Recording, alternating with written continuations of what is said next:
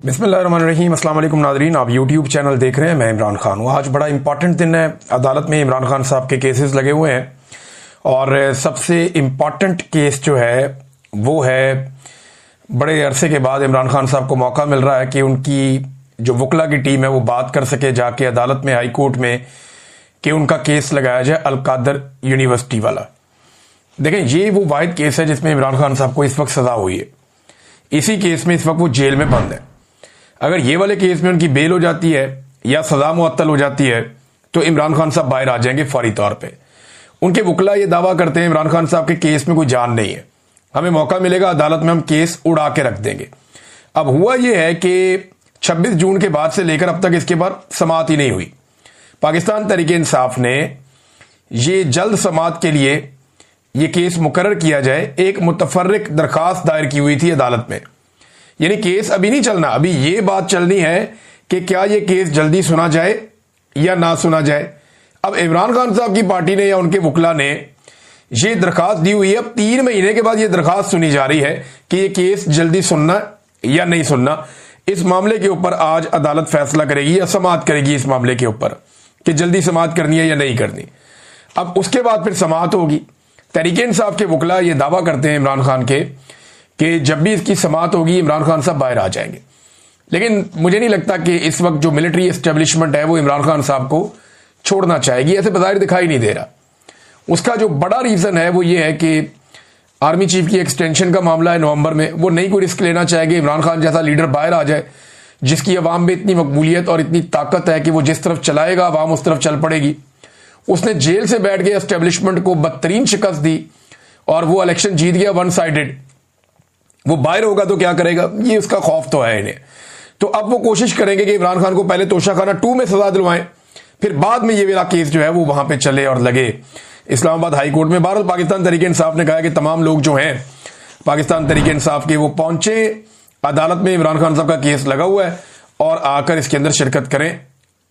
तो इमरान खान साहब ने जो स्टेटमेंट दिया अपनी बहन के जरिए से, अलीमा खानम के जरिए से, जब अदालत में केस चल रहा था, तो वहां इमरान खान साहब ने कहा कि 1971 में जब सकूते ढाका का अफसोसनाक सानिया पेश आया तब भी एक डिक्टेटर याया खान मुल्क पर मार्शल लॉ लगा के करता धरता बना हुआ था। सानिया मशरिकी पाकिस्तान के बाद हमूदुर रहमान कमीशन बना जिसने बताया कि याया खान ने अपने जाती मफाद और अपने नाजायज इक्तदार को 10 साल तक तूल देने के लिए ऐसे फैसले किए जिससे पाकिस्तान 2 टुकड़े हो गया। हमूदुर रहमान कमीशन रिपोर्ट आला अदलिया समेत आर्मी, नेवी और एयरफोर्स के नुमाइंदों की तहकीकात के बाद बनाई गई। इन तहकीकात के दौरान सैकड़ों लोगों के बयानात रिकॉर्ड करवाए गए और 4 साल इस साने की वजूहात पर तहकीकात की गई। हमूदुर रहमान कमीशन के मुताबिक एक शख्स की हवस और अना ने जुल्म और जबर का वो बाब रकम किया जिसके बाद मुल्क हमेशा के लिए टूट गया। सबसे गलत फैसला शेख मुजीबुर रहमान की मकबूल तरीन जमात अवामी लीग को दबाने का था।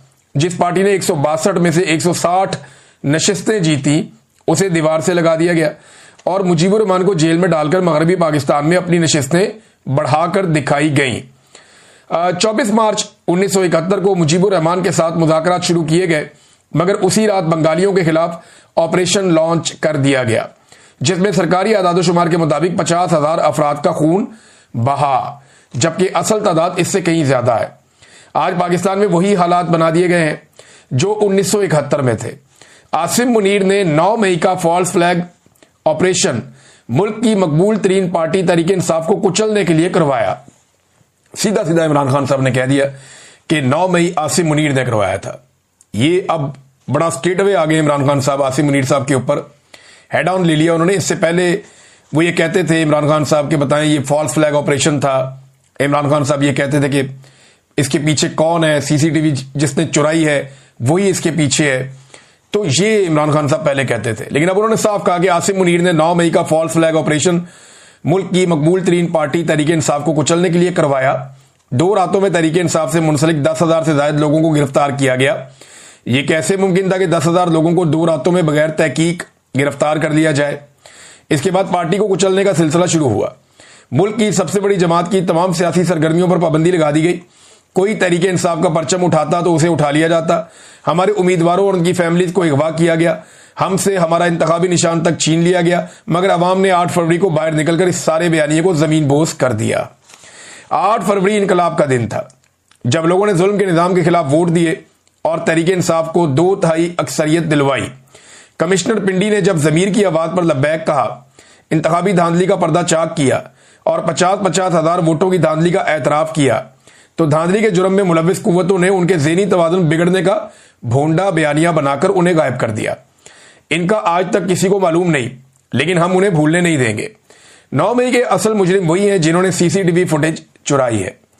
अब इसी 9 मई को बहाना बनाकर जो नशिस्तें हमारे पास बची हुई थी, वो नाजायज 10-10 साल की सजाएं देकर हमसे छीनी जा रही हैं। बेशर्मी की इंतहा यह है कि एजाज चौधरी की सीट छीनकर इलेक्शन हारने वाले राणा सनाउल्लाह को दे दी गई। ये सब सजाएं बिल्कुल नाजायज है। 2-2, 4-4 करके बेशर्मी से हमारी नशिस्तों पर कब्जा किया जा रहा है। इसीलिए हमने ज़िमनी इंतखाबात का बाइकआउट किया है, क्योंकि वो फिर ये नशिस्तें चोरी कर लेंगे और इस इलेक्शन में हिस्सा लेना इन जाली सजाओं को मानने के मुतरादिफ होगा। मैं कौमी असम्बली की कमेटियों से इस्तीफा पेश करने वाले तमाम मुराद से दस्तबरदार होने वाले सबको खराज तहसीन पेश करता हूं और हदायत देता हूं कि अब सेनेट में भी ऐसा ही किया जाए। मैं कुछ दिन तक अपने आइंदा लाएअमल का ऐलान करूंगा। फिर इमरान खान साहब ने ऑपरेशन के बारे में बड़ी खुलकर बात की है। उन्होंने कहा ऑपरेशन बंद होना चाहिए और ANP को गैर मकबूल किया गया था इसी तरह एक ऑपरेशन करके। सिर्फ बैरूनी कुव्वतों की खुशनुदी के लिए अपने ही लोगों के खिलाफ फौजी ऑपरेशन से हालात बेहतर होने की बजाय मजीद बिगड़ते हैं। एक तरफ हमारे सिक्योरिटी फोर्सेज वाले और दूसरी तरफ भी हमारे अपने शहरी मारे जाते हैं।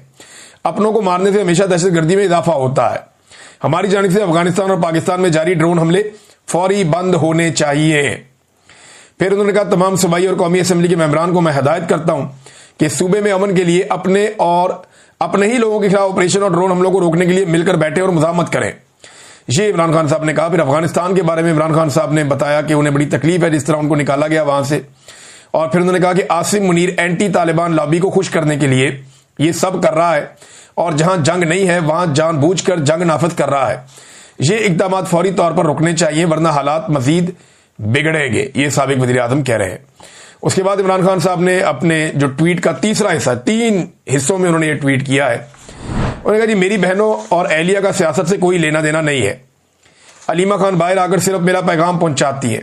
उनके खिलाफ मुहिम अफसोसनाक है और मुल्क पर मुसल्लत रजीम की बुज़दिली और खौफ का वाज़ेह सबूत है। बुशरा बेगम की भी सियासत के कोई अमल दखल नहीं है। बुशरा बीबी ने आज तक मुझे किसी वजीर, टिकट होल्डर या सेनेटर को नामजद करने का नहीं कहा। वो कोई सियासी पैगाम नहीं भेजती। वो कैद तन्हाई में है। इनका बाहर किसी सियासी शख्सियत के साथ कोई राब्ता नहीं है। इनको कैदोबंद की सहूलतें सिर्फ मेरी एहलिया होने की वजह से बर्दाश्त करनी पड़ रही हैं।